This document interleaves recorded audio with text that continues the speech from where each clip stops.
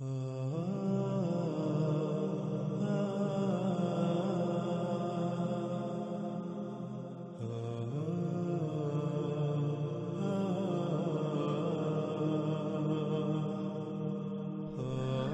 ہم بات کر رہے ہیں علامات و اشراط کی سب سے آخری اور بڑی علامات و اشراط الساعۃ میں سے ایک دخان پر۔ ہم نے گزشتہ قسط کے اختتام پر کہا تھا کہ اب بات کرتے ہیں دخان پر قرآن سے اور دیکھتے ہیں کہ قرآن دخان کے بارے میں کیا رہنمائی کرتا ہے۔ تو ناظرین، دخان کے موضوع پر قرآن میں پوری ایک سورت دخان موجود ہے۔ ہم اس پوری سورت پر تفصیل کے ساتھ بات کریں گے انا علینا بیانہ کے تحت جاری سلسلے میں، مگر یہاں ہم سورت الدخان سے اپنے موضوع کے تحت چند آیات کو سامنے رکھتے ہوئے اپنے موضوع کا احاطہ کریں گے تاکہ کم وقت میں اور آسان طریقے سے قرآن سے اس موضوع کی کھل کر وضاحت ہو جائے اور کسی کے لیے بھی کسی قسم کا کوئی شک یا ابہام باقی نہ رہے۔ ناظرین، جیسا کہ ہم پہلے بتا چکے ہیں کہ پوری سورت الدخان پر انا علینا بیانہ کے تحت مفصل اور ہر پہلو سے بات ہوگی، اس لیے ہم سورت الدخان کی شروع کی آیات پر بات نہیں کریں گے، اس کے برعکس سیدھا اپنے موضوع کی طرف آتے ہیں۔ اور اس وقت آپ کو سکرین پر سورت دخان کی آیت نمبر 7 نظر آ رہی ہے۔ رب السماوات والارض وما بینہما ان کنتم موقنین۔ ناظرین، آیت پر بات کرنے سے پہلے آیت میں استعمال ہونے والے الفاظ کا جان لینا بہت ضروری ہے، اور آیت میں پہلا لفظ ہے رب۔ رب کہتے ہیں اس ذات کو جو کسی کو عدم سے وجود میں لائے، یعنی جب کسی کا وجود نہیں ہوتا تو اس کو وجود میں لانا، اور پھر کس طرح وجود میں لانا، یعنی اس سے کس طرح خلق کرنا، وہ تخلیق کے تمام مراحل، اسے کسی نہ کسی مقصد کے لیے خلق کرنا، اور جس مقصد کے لیے خلق کیا جانا اس مقصد کو پورا کرنے کے لیے اسے اس کی تمام ضروریات بھی مہیا کرنا، اور پھر اسے اس کے مقام پر قائم کر دینا تاکہ وہ اپنے مقام پر قائم رہتے ہوئے اس مقصد کو پورا کر سکے جس مقصد کے لیے اسے خلق کیا گیا۔ اگر وہ مخلوق اس مقصد کو پورا کرتی ہے تو اسے احسن بدلہ دینا، اور اگر وہ اس مقصد کو پورا نہیں کرتی، کمی یا کجی کرتی ہے، کوتاہی یا سستی برتتی ہے، تو اس سے حساب لینا، اس سے پوچھ گچھ کرنا اور اسے اس کی سزا دینا۔ ناظرین، یہ لفظ رب کے بہت ہی مختصر اور جامع ترین معنی ہے۔ اس آیت میں اللہ سبحانہ و تعالی نے کہا کہ رب السماوات والارض وما بینہما۔ لفظ رب کو ہم واضح کر چکے، اب آ جاتا ہے لفظ سماوات۔ السماوات جمع کا صیغہ ہے اور اس کا واحد السما ہے۔ السما عربی میں فضا یعنی خلا کو کہتے ہیں، یعنی جیسے آپ جس فضا میں موجود ہیں، جس میں آپ سانس لیتے ہیں، یہ فضا عربی میں السما کہلاتی ہے، اور السماوات اس کی جمع ہے۔ لفظ سماوات کے نیچے زیر کا آنا اس بات کو یقینی بناتا ہے، نہ صرف یقینی بناتا ہے بلکہ تحقیقاً یہ بات کرتا ہے کہ یہ سماوات وہ سماوات ہیں جن کا تمہارے ساتھ تعلق ہے، جو تمہارے قریب تر، یا یوں کہہ لیں کہ جو زمین کے سماوات ہیں، یعنی زمین کے گرد جو فضا ہے، جو خلا ہے، یہ ایک نہیں بلکہ 7 مختلف طے در طے پرتوں پر مشتمل ہے، یعنی یہ ایک نہیں بلکہ 7 آسمان ہیں، ایک سے زائد آسمان ہیں۔ اس طرح اگلا لفظ ارض، جو کہ اسی سیارے کا ذکر کیا جا رہا ہے جس پر آپ موجود ہیں، اسے زمین بھی کہا جاتا ہے۔ آگے آ جاتا ہے وما بینہما، جس کے معنی ہے جو کچھ بھی ان دونوں میں ہے، یعنی جو کچھ بھی آسمانوں اور زمین کے درمیان ہے، جو کچھ بھی ان کے درمیان ہے، ان میں ہے۔ اب آتے ہیں ناظرین اس آیت کی طرف، اور آپ سکرین پر دیکھ سکتے ہیں کہ آیت میں بالکل صراحت کے ساتھ یہ کہا جا رہا ہے کہ رب السماوات والارض وما بینہما۔ رب السماوات، رب سماوات کا اور زمین کا، اور جو کچھ بھی السماوات اور زمین کے درمیان ہے، ان دونوں میں ہے، یعنی جب ان سب کا وجود نہیں تھا تو ان کو عدم سے وجود میں لانے والا، انہیں عدم سے وجود میں لایا گیا، انہیں خلق کیا گیا۔ تو غور کرو کہ انہیں کیسے خلق کیا گیا۔ تو ناظرین، کیا قرآن اس سوال کا جواب نہیں دیتا انہیں کیسے خلق کیا گیا؟ ہم پچھلی قسط میں تفصیل کے ساتھ یہ واضح کر چکے کہ زمین و آسمانوں اور جو کچھ بھی ان میں ہے انہیں کیسے اور کس سے خلق کیا گیا۔ انہیں کس سے خلق کیا گیا؟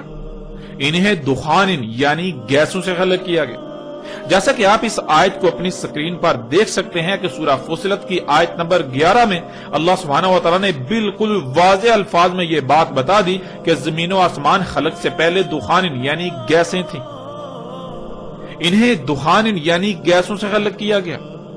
اور پچھلی قسط میں بھی آپ اس بات کو تفصیل کے ساتھ جان چکے کہ زمین و آسمان اور جو کچھ بھی ان میں ہے ان سب کو گیسوں سے خلق کیا گیا۔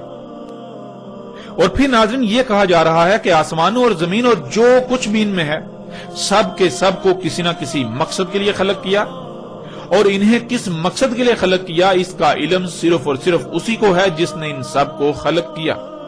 اور پھر ان کی ضروریات کیا ہیں، ان کی مقدار کیا ہے، ان کا معیار کیا ہے، یہ سب بھی صرف اور صرف اسی کو علم ہے جس نے ان سب کو خلق کیا، انہیں وجود عطا کیا۔ وہ مقصد کیسے پورا ہوگا جس مقصد کے لیے انہیں خلق کیا گیا اس کا بھی علم صرف اور صرف اسی کو ہی ہے۔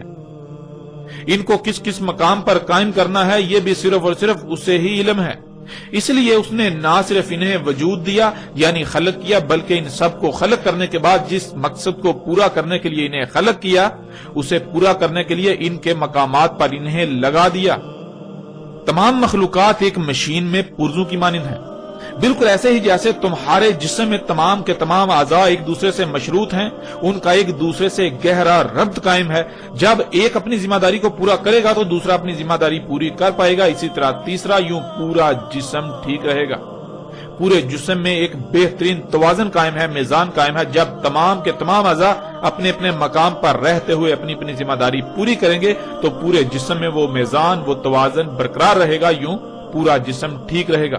بالکل یہی مثال آسمانوں، زمین اور ان میں جو کچھ بھی موجود ہے ان سب کی ہے۔ یوں ایک بہترین اور پیچیدہ ترین میزان وضع کر دیا۔ وہ میزان تب تک برقرار رہے گا جب تک یہ تمام کی تمام مخلوقات یعنی آسمان اور زمین اور جو کچھ بھی ان میں ہے یہ سب کا سب اپنے اپنے مقام پر رہتے ہوئے اپنی اپنی ذمہ داری پوری کرے گا۔ ورنہ اگر کسی ایک نے بھی اس ذمہ داری کو ترک کر دیا، سستی کی یا لاپرواہی کی، یا کسی ایک نے بھی رائے برابر تبدیلی کی، یا کسی ایک کو بھی اس کے مقام سے ہٹا دیا گیا، اس کے مقام میں تبدیلی کی گئی، اس میں کوئی بدلاؤ کیا گیا تو میزان برقرار نہیں رہے گا، میزان میں خسارہ ہوگا اور نتیجتاً سب کچھ درہم برہم ہو جائے گا۔ اور پھر ایسا نہیں ہے کہ وہ ذات جس نے وجود دیا وہ پوچھ گچھ نہ کرے یا پھر وہ سزا نہ دے، بلکہ وہ ذات جس نے انہیں وجود دیا وہ انتہائی سخت پکڑ بھی پکڑنے والی ہے، وہ سخت ترین پکڑ بھی کرتی ہے، وہ حساب لیتی ہے، وہ پوچھ گچھ بھی کرتی ہے۔ اب ناظرین سوال یہ پیدا ہوتا ہے کہ یہ سب کن کو کہا جا رہا ہے؟ آپ سب یہ جانتے ہیں کہ قرآن اللہ کا کلام ہے، یعنی اس قرآن میں جو کچھ بھی آیات کی صورت میں مذکور ہے یہ اللہ کی اول تا آخر ہر لمحہ تمام کے تمام انسانوں سے کی گئی گفتگو ہے جو کہ آیات کی صورت میں اس قرآن میں موجود ہے۔ یہ قرآن اللہ کا کلام ہے، یعنی پیچھے آسمانوں اور زمینوں اور جو کچھ بھی ان میں ہے ان کے بارے میں جو کہا گیا، جو بتایا گیا، یہ اللہ کا انسانوں سے کلام ہے۔ انسانوں سے اللہ یہ کہہ رہا ہے، اور کیوں کہہ رہا ہے؟ اس لیے کہہ رہا ہے کہ تم ایسا مت کرنا، تم اس بات کا خیال رکھنا کہیں بھی کوئی چھیڑ چھاڑ نہ کرنا، کیونکہ سب کچھ تم پر واضح کر دیا گیا۔ تم ان میں چھیڑ چھاڑ نہ کرنا، تم ان میں پنگے نہ لینا، ان کو ان کے مقامات سے نہ ہٹانا، ورنہ کیا ہوگا؟ ورنہ سب کچھ درہم برہم ہو جائے گا۔ اگر تم اس کا یقین کرنے والے ہو جو کچھ کہا گیا آسمانوں اور زمین اور جو کچھ بھی ان میں ہے ان سب کے بارے میں، تو تم ایسا مت کرنا۔ اور اسی کا اللہ سبحانہ و تعالیٰ نے آیت کے اگلے حصے میں بھی ذکر کر دیا، ان کنتم موقنین، اگر تھے تم اس بات کا یقین کرنے والے جو کچھ کہا گیا آسمانوں، زمین اور جو کچھ بھی ان کے درمیان ہے ان سب کے بارے میں۔ اب ناظرین ذرا غور کریں، جب اللہ سبحانہ و تعالیٰ نے آسمانوں، زمین اور جو کچھ بھی ان میں ہے ان سب کے بارے میں سب کچھ واضح کر دیا، ان سب کو گیسوں سے خلق کیا گیا۔ زمینوں آسمانوں میں جب بھی کوئی عمل وقوع پذیر ہوتا ہے تو اس سے گیسیں خارج ہوتی ہیں، انہیں بعض دوسری مخلوقات کی خوراک بنا دیا، یعنی ایک مخلوق کا فضلہ دوسری کا رزق اور یہ ایک بہترین توازن میزان قائم کیا۔ نہ ہی گیسیں کم خرچ ہوتی ہیں نہ ہی زیادہ۔ آسمان و زمین اور جو کچھ بھی ان میں ہے، سب کی سب مخلوقات کی تخلیق کا کوئی نہ کوئی مقصد ہے۔ جس مقصد کے لیے خلق کیا اسے پورا کرنے کے لیے انہیں ان کے مقامات پر لگا دیا۔ تمام کی تمام مخلوقات ایک جسم اعضاء کی مانند ہے۔ زمین و آسمان بالکل ایک مشین کی مانند ہے، اور ان میں جو کچھ بھی ہے سب کی سب مخلوقات مشین میں موجود پرزوں کی مانند ہے۔ جیسے جب تک مشین کے تمام پرزے اپنے اپنے مقام پر رہتے ہوئے اپنی اپنی ذمہ داری پوری کریں گے تب تک پوری مشین ٹھیک رہے گی، ورنہ اگر کہیں بھی کوئی کمی، کجی، کوتاہی یا لاپرواہی ہوئی، کسی کا مقام تبدیل ہوا تو یہ میزان برقرار نہیں رہے گا۔ رب نے کہیں پر کوئی کمی، کجی، کوتاہی یا لاپرواہی نہیں کی۔ اس نے سب کچھ پرفیکٹ خلق کیا، کامل خلق کیا۔ ان میں کسی بھی قسم کی کوئی تبدیلی نہیں کی جا سکتی۔ اللہ کی خلق تبدیلی کے متحمل ہے ہی نہیں، اور اگر تبدیلی کی جائے گی تو کیا نتائج نکلیں گے؟ کیا ناظرین یہ سب کچھ واضح نہیں ہو چکا؟ ناظرین یہ سب کچھ محض ایک لفظ رب کا استعمال ہی واضح کر دیتا ہے، اور یہ سب واضح ہو چکا، اس سمیت باقی وہ سب بھی واضح ہو چکا جو کچھ بھی آسمانوں زمین اور جو کچھ بھی ان میں ہے ان کی تخلیق سے تعلق رکھتا ہے۔ ان کے بارے میں جتنے بھی حقائق ہیں وہ سب بھی بالکل واضح ہو چکا۔ گزشتہ ایک ساتھ میں بھی ان موضوعات پر یعنی کہ اس حوالے سے مختلف پہلوؤں سے تفصیلاً بات ہو چکی۔ تو ناظرین یہ سب کچھ واضح کیے جانے کے بعد اللہ نے یہی کہا تھا کہ اگر تم اس بات کا یقین رکھنے والے ہوئے تو تم ان میں پنگے نہیں لو، یوں سب کچھ محفوظ رہے گا۔ اور اگر تمہیں ہماری اس بات کا یقین نہ ہو، تم نے سمجھا کہ ایسا کچھ بھی نہیں، چھیڑ چھاڑ کرنے سے، ان میں پنگے لینے سے، ان میں تبدیلیاں کرنے سے کچھ بھی نہیں ہوتا۔ فطرت میں تبدیلیاں کرنے سے، فطرت کو بدلنے سے، اس میں چھیڑ چھاڑ کرنے سے کچھ بھی نہیں ہوگا۔ تو پھر یہ بات جان لو کہ جو اللہ سبحانہ و تعالیٰ نے اگلی آیت میں کہہ دی۔ اللہ سبحانہ و تعالیٰ اس میں کہتے ہیں لا الہ الا ہوا یحیی و یمیت ربکم و رب آبائکم الاولین۔ نہیں ہے الہ یعنی نہیں ہے کوئی بھی ایسی ذات جس کی بات مانی جائے کہ تمہیں جو کچھ بھی عطا کیا، خواہ وہ صلاحیتیں ہوں، مال ہو، اولاد ہو، تمہارے ہاتھ، پاؤں، کان، دل، دماغ سمیت جتنے بھی تمام کے تمام اعضاء ہیں وہ ہوں، یا رزق، یا جو کچھ بھی تمہیں عطا کیا گیا، اس سب کا کب، کہاں، کیسے، کیوں اور کس مقصد کے لیے استعمال کرنا ہے، وہ سب کیوں تمہیں عطا کیا گیا، اس کے فیصلے کا اختیار صرف اور صرف اسے ہے جو حیا کر رہا ہے اور جو موت کر رہا ہے۔ یعنی فطرت، یہ فطرت ہی ہے جو مخلوقات کو حیا کرتی ہے، انہیں وجود میں لاتی ہے، اور پھر یہ فطرت ہی ہے جو انہیں موت دیتی ہے، یعنی انہیں دوبارہ ذرات میں تبدیل کر دیتی ہے، ذرات کی صورت میں بکھیر دیتی ہے جن ذرات سے انہیں اس نے وجود دیا تھا۔ تو تمہیں جو کچھ بھی عطا کیا گیا اگر وہ سب فطرت کے تابع رکھو گے تو ہر لحاظ سے فلاح پاؤ گے، کسی قسم کا نقصان نہیں ہوگا، تمہیں ہر لحاظ سے فائدے ہی حاصل ہوں گے۔ اور اگر ان سب کا استعمال فطرت کے خلاف کیا، فطرت کے برعکس اپنی خواہشات، اپنی مرضی کے تابع کیا، حی اور موت کرنے والی ذات یعنی فطرت کے علاوہ کسی کے پیچھے بھی اس کا استعمال کیا، ان کا استعمال کیا، تو پھر تمہارا انجام کیا ہوگا، اس کو بھی اللہ سبحانہ وتعالی نے آگے واضح کر دیا، یعنی آیت کے اگلے حصے میں واضح کر دیا۔ یہ اس سے جان لو، ربکم و رب آبائکم الاولین، تمہارا رب اور تمہارے آبا کا رب جو اولین تھے، یعنی جو پہلے آ کر گزر چکے۔ ناظرین یہاں لفظ رب کے معنی ذہن میں ہونا بہت ضروری ہے۔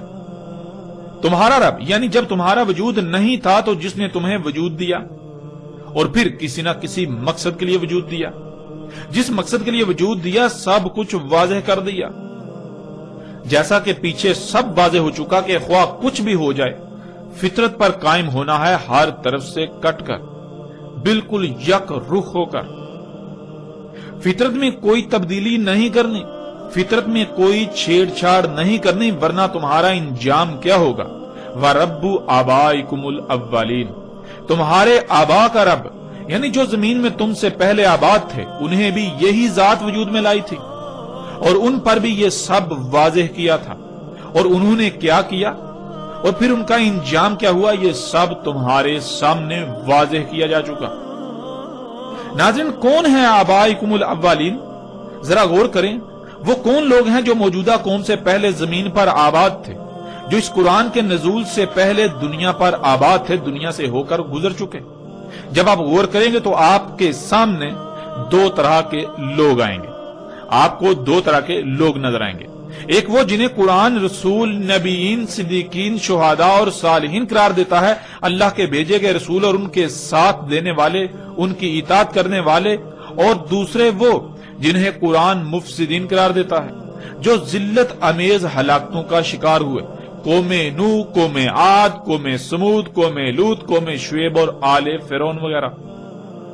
یہی ناظرین اللہ سبحانہ و تعالی یہاں کہہ رہا ہے کہ اب فیصلہ تمہارے اپنے ہاتھ میں ہے کہ جو کچھ تمہیں آسمانوں، زمین اور جو کچھ بھی ان میں ہے ان کے بارے میں بتایا گیا، اس پر یقین کرتے ہوئے کسی قسم کی کوئی چھیڑ چھاڑ نہیں کرتے، کوئی تبدیلی نہیں کرتے، ان میں پنگے نہیں لیتے، اور ہر طرف سے کٹ کر فطرت پر قائم ہوتے ہوئے اور رسولوں اور ان کے ساتھیوں، نبیین، صدیقین، شہداء اور صالحین میں شامل ہوتے ہو، یا پھر تم بھی حق ہر لحاظ سے کھل جانے کے بعد یقین کرنے کے بجائے یہی کہتے ہو کہ نہیں، زمین و آسمانوں میں پنگے لینے سے کچھ نہیں ہوگا، ان میں تبدیلیاں کرنے سے کچھ نہیں ہوگا، ایسا کچھ نہیں، جو جی میں آئے کرو، جو جی چاہے کرو، اللہ کی آیات میں جو کہ اللہ کی مخلوقات ہیں ان میں چھیڑ چھاڑ کرو، ان کو ان کے مقامات سے ہٹاؤ، ان کو جیسے جی چاہے استعمال کرو، خود خالق بن بیٹھو۔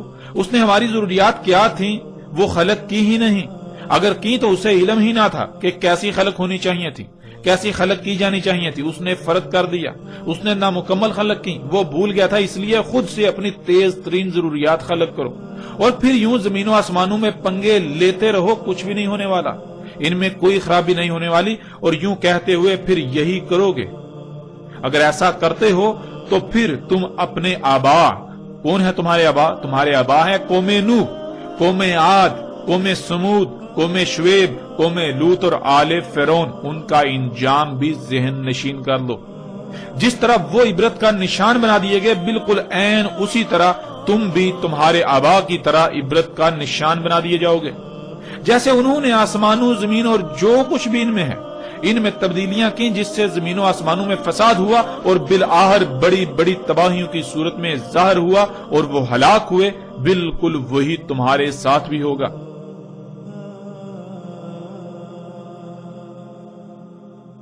اب ناظرین، یہاں تک اللہ سبحانہ وتعالی نے نہ صرف آسمانوں، زمین اور جو کچھ بھی ان میں ہے ان سب کے بارے میں سب حقائق کھول کھول کر واضح کر دیے، بلکہ انسانوں کو ہر لحاظ سے متنبہ بھی کر دیا کہ اگر وہ اللہ کو الہ بناتے ہیں، یعنی فطرت پر قائم ہوتے ہیں، تو ان کا شمار کن میں ہوگا، اور اگر وہ اللہ کی دعوت کا یقین کرنے کے بجائے، یعنی جب انہوں نے اللہ کی بات کو نہ مانا، اس میں شک کیا اور آسمانوں، زمین اور جو کچھ بھی ان میں ہے ان میں پنگے لیے، تو نتیجتاً تباہیاں آنا شروع ہوئیں، تو بجائے اس کے کہ وہ اپنی آنکھوں سے یہ سب دیکھ کر اللہ کی دعوت، اللہ کی بات کا یقین کر لیتے اور باز آ جاتے فساد کرنے سے اور دنیا اور آخرت کی ہلاکت سے بچ جاتے، بلکہ انہوں نے اپنی آنکھوں سے دیکھ کر یقین کرنے اور فطرت میں چھیڑ چھاڑ کرنے، اس میں تبدیلیاں کرنے سے باز آنے کے بجائے اپنی اسی روش کو برقرار رکھا، تو پھر ان کا انجام کیا ہوگا؟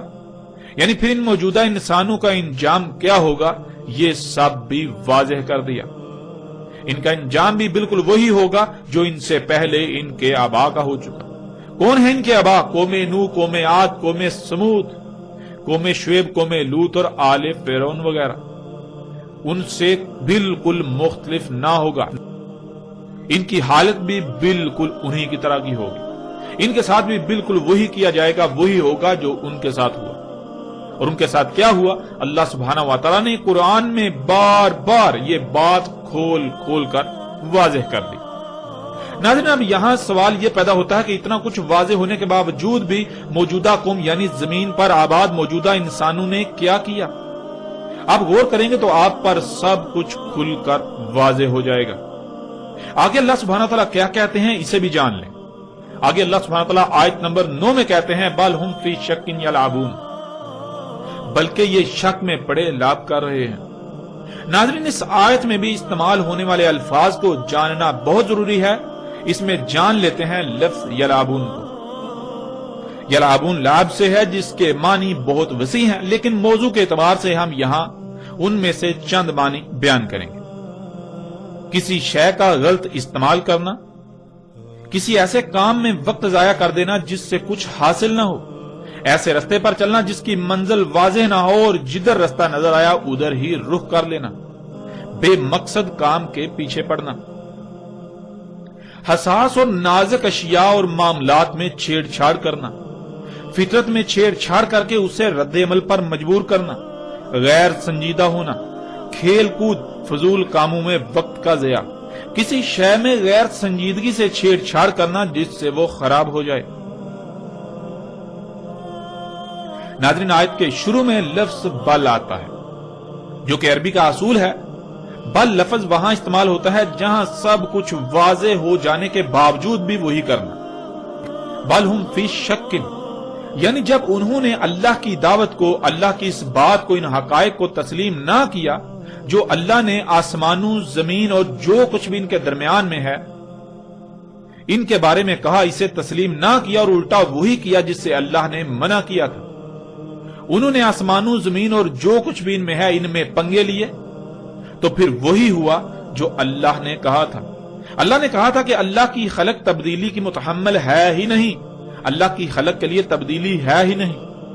اگر اس میں تبدیلی کی جائے گی تو اس میں خرابیاں ہو جائیں گی جو تباہیوں کی صورت میں ظاہر ہوں گی، اور تم ان تباہیوں کا شکار ہوگے، نقصان تمہارا اپنا ہی ہوگا۔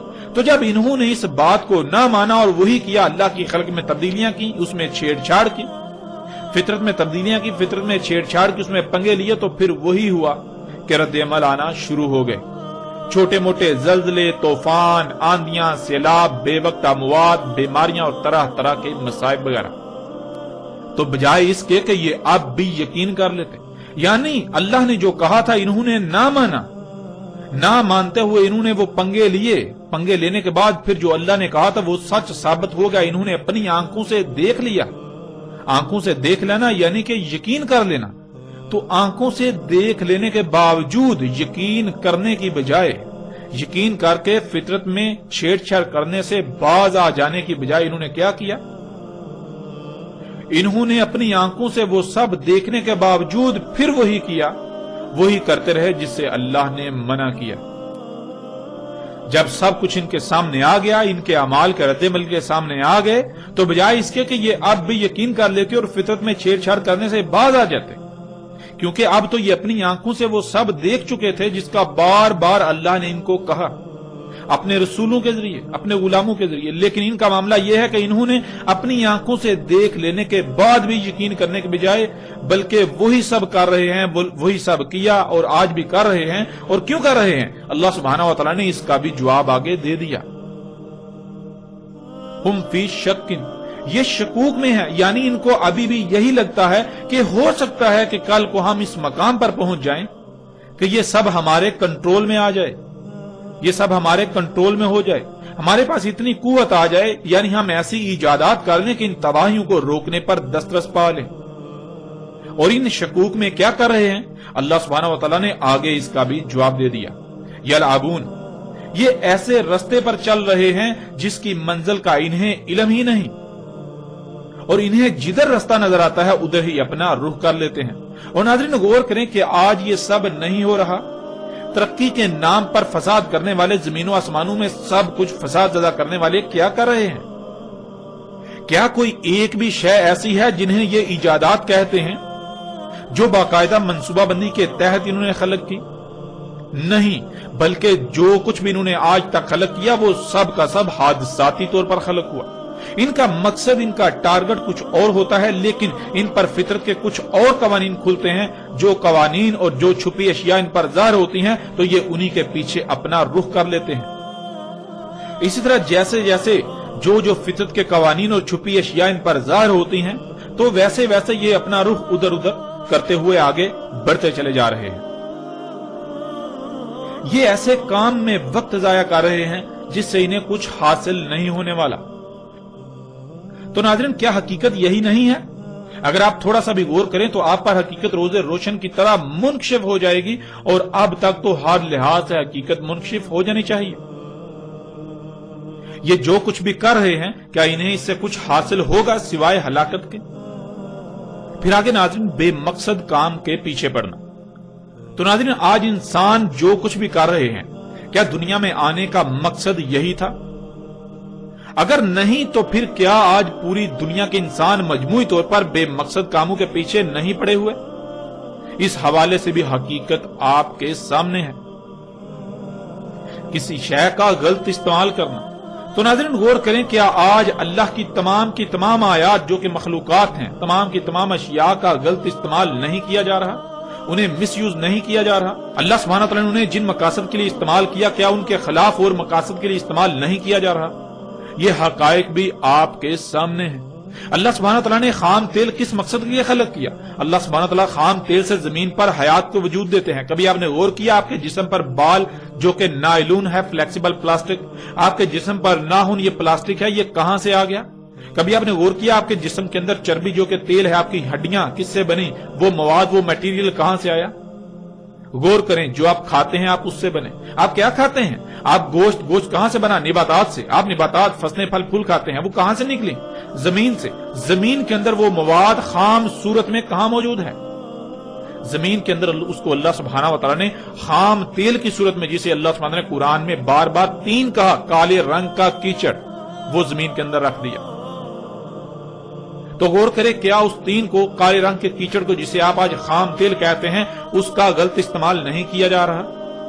اس طرح اللہ سبحانہ نے جو قوتیں اس دنیا میں بچھائی تھیں، جو قوتیں اس زمین کا، دنیا کا نظام چلا رہی ہیں، جنہیں اللہ سبحانہ نے قرآن میں ملائکہ کہا اور آج آپ انہیں سگنلز کا نام دیتے ہیں، کیا ان کا غلط استعمال نہیں کیا جا رہا؟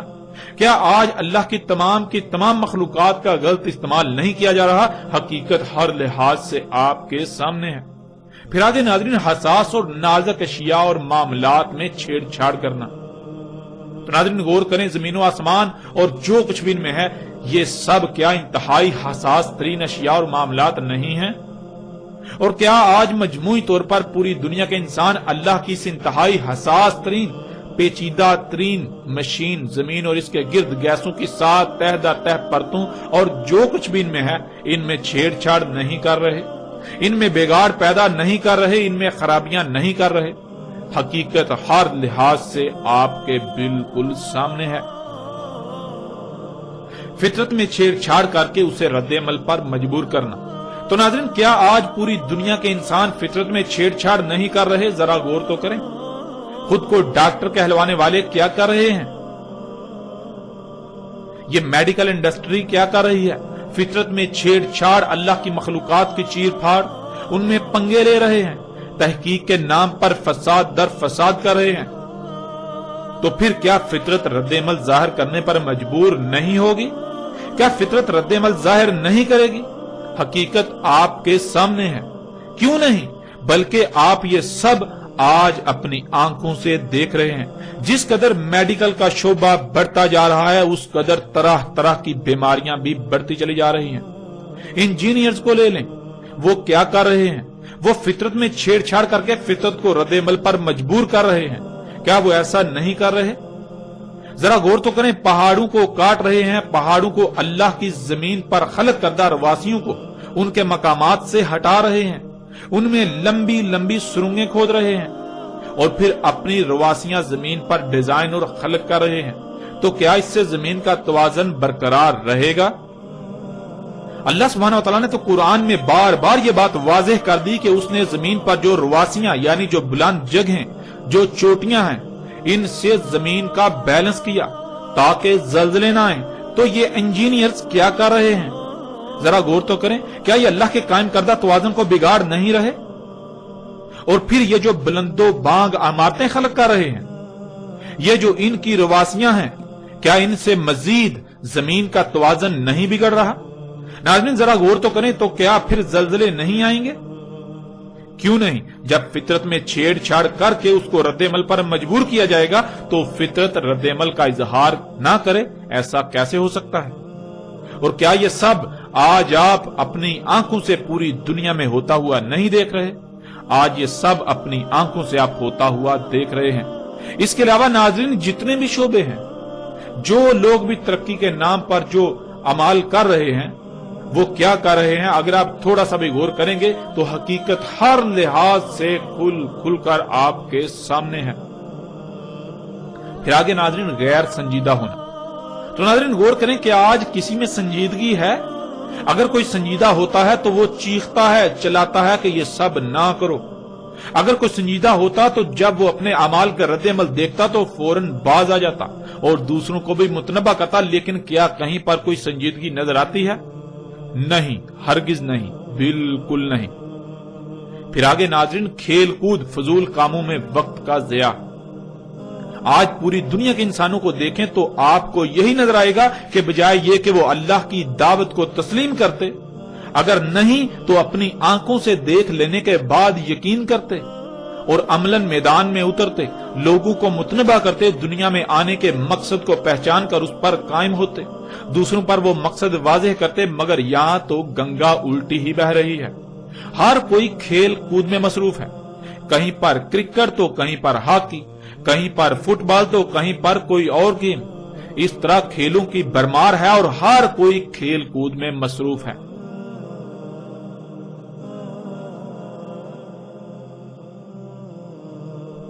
کسی کو رائے برابر بھی احساس نہیں کہ اس کے ان اعمال کا انجام کیا سامنے آنے والا ہے۔ ہر کوئی بے مقصد اور فضول کاموں میں انتہائی قیمتی وقت کو ضائع کرنے میں مصروف ہے۔ ناظرین حقیقت ہر لحاظ سے آپ کے سامنے ہے۔ اور پھر آگے اللہ سبحانہ تعالیٰ نے کیا کہا، اسے بھی جان لے۔ آگے اللہ سبحانہ تعالیٰ سورہ دخان کی آیت نمبر 10 میں کہتے ہیں فَارْتَقِبْ يَوْمَ يَأْتِي السَّمَاءُ بِدُخَانٍ مُبِينٍ، پس انتظار کرو اس یوم کا، آ جائے آسمان کھلم کھلے ہر طرف سے گیسوں کے ساتھ۔ یعنی جب نہ صرف تم پر ہر لحاظ سے حق واضح کر دیا بلکہ تم وہ سب اپنی آنکھوں سے ہوتا ہوا بھی دیکھ چکے، اس کے باوجود تم یلعبون ہی کر رہے ہو، یعنی وہی سب کرتے ہو، فطرت میں چھیڑ چھاڑ کرتے ہو، فطرت میں تبدیلیاں، اللہ کی خلق میں تبدیلیاں، فضول کاموں میں وقت کا ضیاع، فطرت میں پنگے لینے سے جو تمہارے سامنے آیا اسی کے پیچھے ہو لیے اور ترقی کے نام پر فساد کرتے جا رہے ہو۔ سنجیدگی کی بجائے کھیل کود اور فضول کاموں میں مصروف ہو، دنیا میں آنے کے مقصد کو نہ پہچانا اور اسے پورا نہ کیا، اور یہی سب کرتے رہے اور کر رہے ہو جس سے تمہیں بار بار سختی سے روکا، بار بار سختی سے منع کیا۔ اللہ کی مخلوقات کا مس یوز کر رہے ہو، ان کا غلط استعمال کر رہے ہو جس سے تمہیں بار بار روکا، تو پھر یہ سب ہو کر رہے گا۔ کیا ہو کر رہے گا؟ قریب ہی بہت جلد ایک ایسی مدت آئے گی، ایک ایسا پیریڈ آئے گا، ایسا وقت آئے گا کہ آسمان یعنی وہ فضا جس میں تم سانس لیتے ہو، جس میں تم رہ رہے ہو، وہ ہر طرف سے ہر لحاظ سے گیسوں سے بھر جائے گی۔ اور ناظرین ایسا کیوں نہ ہو، کیا آپ یہ نہیں جان چکے کہ آسمان و زمین اور جو کچھ بھی ان میں ہے، ان سب کو اللہ سبحانہ و تعالیٰ نے گیسوں سے خلق کیا؟ جب آپ یہ بات جان چکے اور پھر جب آپ آسمان و زمین اور جو کچھ بھی ان میں ہے ان میں پنگے لیں گے، آپ یہ بات جان چکے کہ ان میں پنگے لیے جائیں گے، ان میں ترقی کے نام پر چھیڑ چھاڑ کی جائے گی، تو پھر کیا گیسیں خارج نہیں ہوں گی؟ کیوں نہیں؟ ضرور، بالکل ضرور خارج ہوں گی، کیونکہ جب یہ سب کچھ گیسوں سے خلق کیا تو جب ان کو کیمیا یا عمل سے گزارا جائے گا، ان میں پنگے لیے جائیں گے، جب کچھ خود سے خلق کیا جائے گا تو ظاہر ہے گیسیں تو خارج ہوں گی۔ ناظرین ذرا غور کریں، جس سواری پر آپ سوار ہوتے ہیں، آپ کے سفر کے ذرائع، کیا وہ طرح طرح کی زہریلی گیسیں خارج نہیں کر رہے؟ آپ کے گھر میں الیکٹرانکس یعنی بجلی کا تمام سامان طرح طرح کی نہ نظر آنے والی انتہائی خطرناک گیسیں خارج نہیں کر رہا؟ وہ آپ کا ٹی وی ہو یا کمپیوٹر، وہ آپ کی فریج ہو یا اے سی، یہاں تک کہ آپ کی جیب یا آپ کے ہاتھ میں موجود موبائل، ہر شے طرح طرح کی زہریلی گیسیں خارج کر رہی ہے۔ آپ جو کچھ بھی استعمال کرتے ہیں، وہ برتن ہوں یا کپڑے، وہ جوتے ہوں یا آپ کی طرح طرح کی رنگ برنگی خوراکیں، خواہ وہ مشروبات ہوں، کیا کبھی آپ نے غور کیا ان کی تخلیق میں؟ جن کارخانوں میں وہ تیار ہوتی ہیں ان سے کس قدر زہریلی گیسیں خارج ہوتی ہیں؟ ان کی تخلیق کے مراحل کیا ہے؟ ان کی تخلیق کے مراحل سے کس قدر زہریلی گیسیں خارج ہو رہی ہیں؟ آپ جتنی بھی مشینیں استعمال کرتے ہیں ان کی چمنیوں میں غور کریں، جن گاڑیوں پر آپ سفر کرتے ہیں، جن ٹرینوں پر آپ سفر کرتے ہیں، جن جہازوں پر آپ سفر کرتے ہیں، وہ سب کی سب اشیاء کیا خارج کر رہی ہیں؟ کیا وہ طرح طرح کی گیسیں خارج نہیں کر رہی؟ ناظرین، حقیقت ہر لحاظ سے آپ کے سامنے ہے، اور کیا آج وہ یوم یعنی وہ مدت نہیں آ چکی جو ایسی مدت ہونا تھی جس دوران یہ آسمان یعنی یہ فضا ہر طرح سے، ہر لحاظ سے گیسوں سے بھر جانا تھی؟ ناظرین، حقیقت آپ کے سامنے ہے، آج پوری دنیا ان گیسوں سے بھر چکی۔ یہ پہلا آسمان جس میں آپ موجود ہیں، جس میں آپ سانس لیتے ہیں، یہ آپ کے اپنے ہی کرتوتوں سے خارج ہونے والی طرح طرح کی زہریلی گیسوں سے بھر چکا۔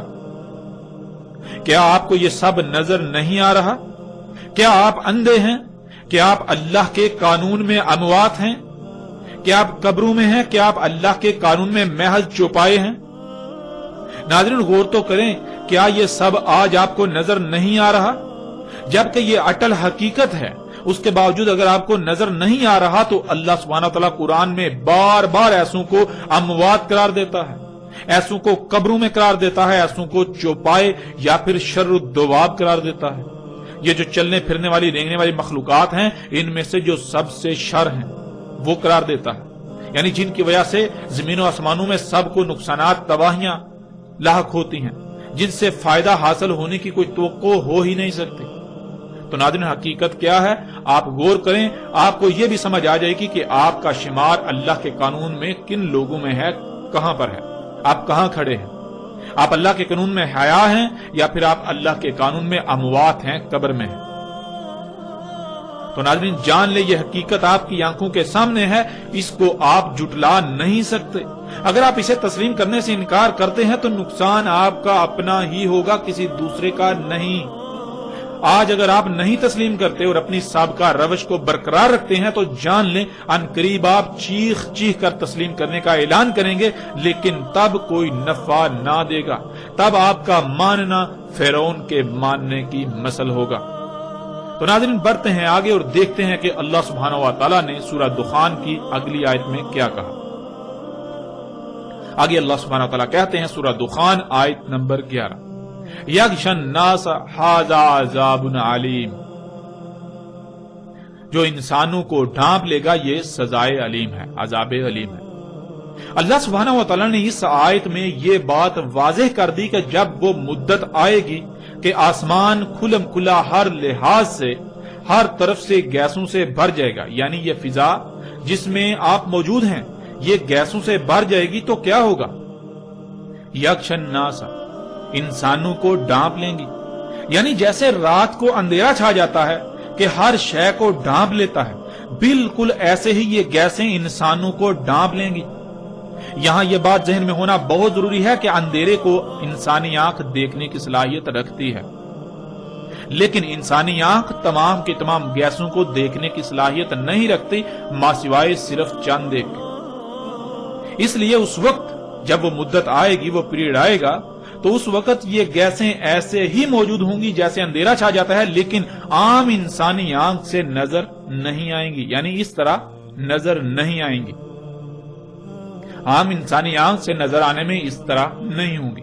البتہ اگر ایسا آلہ ہو جس سے ان گیسوں کو دیکھنے کی صلاحیت حاصل ہو جائے تو اس آلے سے آسمان یعنی یہ فضا ایسے ہی نظر آئے گی جیسے کہ اندھیرا چھایا ہوا ہو، یعنی یہ گیسیں اس طرح چھائی ہوئی نظر آئیں گی جیسے اندھیرا چھا جاتا ہے، یعنی جیسے آپ دیکھتے ہیں کہ آج کل سموگ ظاہر ہوتی ہے جو بالکل دھند کی طرح نظر آتی ہے، لیکن وہ دھند نہیں بلکہ یہی گیسیں ہوتی ہیں جو انسانوں کے مفسد اعمال سے خارج ہوئیں، جو محض اس وجہ سے ظاہر ہوتی ہیں کہ جب کوئی کیمیائی عمل ان میں وقوع پذیر ہوتا ہے، یعنی موسم کے اتار چڑھاؤ کی وجہ سے وہ آپس میں جب ان کا اختلاط ہوتا ہے تو ان کا کچھ وقت کے لیے ظہور ہو جاتا ہے۔ جیسے مثال کے طور پر جب آپ یہ گیسیں اپنی گاڑی یا کسی آپ فیکٹری کی چمنی سے دیکھتے ہیں خارج ہو رہی ہیں، تو جب خارج ہو رہی ہیں تو اس وقت وہ نظر آ رہی ہوتی ہیں، لیکن تھوڑی دیر بعد وہ انویزیبل یعنی کہ نظر آنا بند ہو جاتی ہیں، وہ نظر نہیں آتی۔ بالکل اسی طرح یہ جسے آپ سموگ کہتے ہیں یہی گیسیں ہیں، اسی طرح اس فضا میں موجود ہیں لیکن نظر نہیں آ رہی۔ جب ان میں موسم کی وجہ سے کوئی کیمیائی ریاکشن ہوتا ہے، کوئی عمل ہوتا ہے تو اس عمل کے رد عمل میں یہ دوبارہ یہ ظاہر ہو جاتی ہیں. اور یہ کیوں ظاہر ہوتی ہیں؟ جسے آپ سموک کہتے ہیں آج کل، یہ اللہ کی آیات میں سے ہے. یہ انسانوں کو یہ دکھانے کے لیے ہے کہ عقل کے اندھو دیکھو، آج یہ فضا ان گیسوں سے بھر چکی.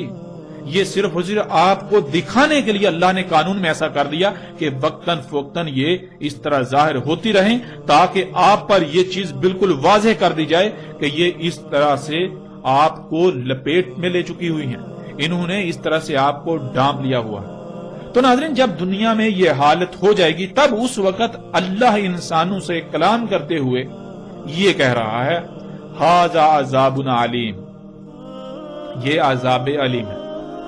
ناظرین، یہاں یہ بات ذہن میں ہونا بہت ضروری ہے کہ اللہ انسانوں کو عربی کے محض ان 3 الفاظ میں ایسا نہیں کہہ رہا، بلکہ اللہ تو انسانوں سے کلام کرتا ہے، انسانوں سے گفتگو کرتا ہے جیسے اس کا قانون ہے. اور اللہ کا قانون یہ ہے کہ اللہ انسان چونکہ بشر ہیں تو انہی میں سے کسی بشر کا انتخاب کرتا ہے، اور اس کے ذریعے سے، یعنی اس بشر کے ذریعے سے اللہ انسانوں سے انہی کی زبان میں کلام کرتا ہے، گفتگو کرتا ہے. تو جب دنیا میں یہ وقت آ گیا کہ یہ فضا ہر طرف سے کھلم کھلا گیسوں سے بھر چکی، جو کہ انسانوں کے اپنے ہی مفسد اعمال کی وجہ سے ہوا، اور وہ گیسیں انسانوں کے لیے عذاب علیم یعنی ان کے اپنے ہی مفسد اعمال کی سزا بن جائیں گی، تو اس وقت اللہ اپنے کسی عبد بشر یعنی اپنے کسی غلام بشر کے ذریعے انسانوں سے کھول کھول کر یہ کہہ رہا ہے، انسانوں سے کلام کر رہا ہے کہ یہ تمہارے اپنے ہی برے اعمال کی سزا ہے تمہارے لیے.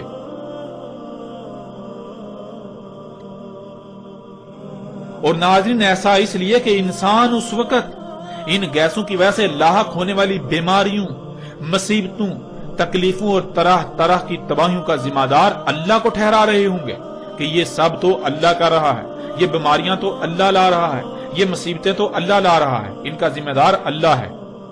آج اگر بیماریاں بڑھ گئیں تو اللہ یہ بیماریاں لا رہا ہے، یعنی اپنے مفسد اعمال کے رد عمل کا ذمہ دار اللہ کو ٹھہرا رہا ہوگا. لیکن اس وقت اللہ اپنے ایک غلام کے ذریعے، ایک بشر غلام کے ذریعے انسانوں سے یہ کہہ رہا ہوگا کہ یہ سب اللہ نہیں کر رہا، اللہ ظالم نہیں ہے، اللہ ظلم نہیں کرتا، اللہ پر بہتان عظیم مت باندھو، یہ سب تمہارے اپنے مفسد اعمال کے نتائج ہیں، یہ سب کا سب اسی فساد کا اظہار ہے جو تم نے آج تک اپنے ہاتھوں سے کیا. اس لیے اللہ پر الزام تراشی مت کرو، اپنے کیے ہوئے فساد کے اظہار کی ذمہ داری اللہ پر مت تھوپو. اللہ سبحان ہے، اللہ اس سے پاک ہے کہ وہ کوئی ایسا کام کرے جس سے فساد ہو، جس سے تباہی آئے. اللہ فرط نہیں کرتا، اللہ نے جو کچھ بھی خلق کیا سب کچھ کامل پرفیکٹ خلق کیا، وہ عیب دار خلق نہیں کرتا، وہ نقائص و خامیوں والا خلق نہیں کرتا، وہ سبحان ہے. آج جو خرابیاں تمہیں زمین و آسمانوں میں نظر آ رہی ہیں ان سب کا ذمہ دار تم انسان ہو، ان سب کے ذمہ دار تم بذات خود انسان ہو. یہ سب تمہارے اپنے ہی ہاتھوں سے کیے ہوئے کرتوتوں کا نتیجہ ہے، وہ کرتوت جنہیں تم آج تک ترقی کا نام دے رہے ہو، اس کے باوجود کہ تم پر سب کچھ ہر لحاظ سے کھول کھول کر واضح کیا جا چکا. تو ناظرین غور کریں، کیا آج یہ دخان، یہ گیسیں عذاب علیم نہیں بن چکی؟ اور پھر غور کریں، آج یہ مذہبی طبقہ، جب ان سے پوچھا جائے تو کیا یہ مذہبی طبقہ یہی نہیں کہتا اور انسانوں کی اکثریت یہی نہیں کہہ رہی کہ یہ بیماریاں، یہ تکلیفیں، یہ مصیبتیں، یہ طوفان، یہ آندیاں، یہ تباہیاں اللہ لا رہا ہے، یہ سونامی اللہ لا رہا ہے، ان کا ذمہ دار اللہ ہے؟ کیا یہ سب ایسا نہیں کہہ رہے؟ ایک طرف ان کی ذمہ داری اللہ پر ڈالتے ہیں اور دوسری طرف قرآن میں کیا پڑھتے ہیں؟ اللہ سبحان ہے. دن رات زبان سے رٹے لگاتے ہیں، اللہ سبحان ہے، اللہ سبحان ہے، اللہ سبحان ہے. کس سے اللہ سبحان ہے؟ ایک طرف قرآن میں اللہ یہ کہتا ہے کہ اللہ نے فرط نہیں کیا، اللہ نے جو کچھ بھی خلق کیا بالکل پرفیکٹ خلق کیا، اس میں کوئی خامیاں نہیں چھوڑی، اللہ خلق کرتے ہوئے کچھ بھول نہیں گیا تھا. اور دوسری طرف جب یہ تباہیاں آئیں تو اس کا ذمہ دار اللہ کو ٹھہراتے ہیں. کیوں؟ اتنا بڑا بہتان اللہ سبحانہ و تعالیٰ کی ذات پر انہیں کس نے یہ اختیار دیا؟ کیا کبھی انہوں نے غور و فکر کیا کہ یہ اللہ سبحانہ و تعالیٰ کی ذات پر کس قدر بہتان عظیم باندھ رہے ہیں؟ اپنے اعمال اپنے کرتوتوں کا ذمہ دار اللہ کو ٹھہرا رہے ہیں؟ کیا کبھی انہوں نے غور و فکر کیا؟ اور ناظرین غور کریں کہ آج یہ گیسیں عذاب علیم نہیں بن چکے؟ ان گیسوں کی وجہ سے ہر سال لاکھوں کی تعداد میں اموات، اور شاید ہی کوئی ایک بھی انسان ایسا ہو جو ان گیسوں کی وجہ سے متاثر نہ ہو، بلکہ ہر کوئی ان گیسوں کی وجہ سے طرح طرح کی بیماریوں کا شکار ہوئے۔ ان گیسوں کی وجہ سے موسموں کا نظام درہم برہم ہو چکا، جن سے آندیاں، طوفان اور بے وقت بارشیں ہو رہی ہیں، اور پھر سیلاب آ رہے ہیں۔ ان سیلاب کی وجہ سے طرح طرح کی تباہیوں کا انسانوں کو سامنا ہے، وباؤں بیماریوں کا سامنا ہے۔ ان گیسوں کی وجہ سے آسمان پھٹ کر اس میں سوراخ ہو چکا، جس کی وجہ سے سورج سے خارج ہونے والی خطرناک ترین لہریں زمین پر آ رہی ہیں، جن کو آسمان کی وہ تیر زمین پر آنے سے روکتی تھی، انہیں واپس دوبارہ خلا میں بھیج دیتی تھی، اور ان کی وجہ سے درجہ حرارت دن بدن بڑھتا چلا جا رہا ہے۔ موسموں کا نظام درہم برہم ہو چکا، گرمی کی شدت میں دن بدن اضافہ ہوتا چلا جا رہا ہے، اور پھر اس گرمی سے طرح طرح کی بیماریوں اور ہلاکتوں میں اضافہ ہوتا جا رہا ہے۔ ایسے ہی جیسے جیسے آپ غور کرتے جائیں تو نہ ختم ہونے والی ہلاکتوں اور تباہیوں کی فہرست بنتی چلی جائے گی، جو انسانوں کو صرف اور صرف انہی گیسوں کی وجہ سے ہر طرف سے آج گھیرے ہوئے ہیں۔ ناظرین یہ ہے ان دخان یعنی ان گیسوں کا عذاب علیم، یعنی انسانوں کے مفسد اعمال کے بھیانک رد عمل، جو کہ ان مفسد اعمال کی سزا ہیں۔ تو ناظرین غور کریں، کیا آج یہ سب حقائق آپ کے سامنے نہیں ہیں؟ ذرا غور تو کریں۔ کیا یہ فضا دخان یعنی ان گیسوں سے ہر طرف سے نہیں بھر چکی؟ سکرین پر یہ تصاویر آپ اپنی آنکھوں سے دیکھ رہے ہیں۔ اپنے اخبارات ٹٹولیے، ان میں بھی آپ کو روزانہ کی بنیاد پر ایسی خبریں ملیں گی۔ کیا یہ دخان ان انسانوں کے لیے عذاب علیم کی صورت اختیار نہیں کر چکی؟ اور ناظرین کیا کوئی ایسی شخصیت موجود ہے جو یہ حقائق ہر لحاظ سے آپ پر کھول کھول کر رکھ رہی ہے؟ ناظرین ذرا غور تو کریں، یہ سب آج آپ کے سامنے ہو رہا ہے، یہ سب حقائق آپ کے سامنے۔ اگر آپ ان حقائق سے آج اپنی آنکھیں بند کر لیں گے تو جان لیں ایک عظیم عذاب آپ کے بالکل سر پر آ چکا ہے۔ آج بے شک آپ کو ادراک نہیں ہو پا رہا، مگر جلد ہی جیسے ہی اس عذاب عظیم کو اپنی آنکھوں سے دیکھیں گے تو تب آپ کو ادراک ہو جائے گا۔ لیکن تب کیا فائدہ؟ تب تو بڑے بڑے رب ہونے کے دعوے دار بھی تسلیم کرنے پر مجبور ہو جاتے ہیں، تب تو فرعون بھی مجبور ہو گیا تھا، تو پھر آپ کیا شے ہیں؟ اور پھر کیا تب تسلیم کرنا کوئی نفع دے گا؟ یہ حقیقت بھی آپ کے سامنے ہے۔ ناظرین ان قریب بالکل وہی ہونے والا ہے جو قوم نوح کے ساتھ ہوا، اور قوم نوح کے ساتھ کیا ہوا یہ آپ جانتے ہیں۔ ان قریب وہ ہونے والا ہے جو قوم عاد اور قوم سمود کے ساتھ ہوا۔ قوم عاد اور قوم سمود کے ساتھ کیا ہوا؟ قوم عاد اور قوم سمود القاریہ یعنی ایٹمی بموں کی لپیٹ میں آئے، ایٹمی تباہیوں کی لپیٹ میں آئے، ایٹمی بموں کی جنگوں کی لپیٹ میں آئے، اور انہوں نے ایٹمی بموں نے ان کو صفحہ ہستی سے مٹا دیا، اور وہ آج ہونے والا ہے۔ اور یہ تباہی، یہ عذاب عظیم بہت جلد آپ کے سامنے آنے والا ہے۔ ہلاکت آپ کے سر پر آ چکی، ان قریب آپ اسے اپنی آنکھوں سے دیکھیں گے۔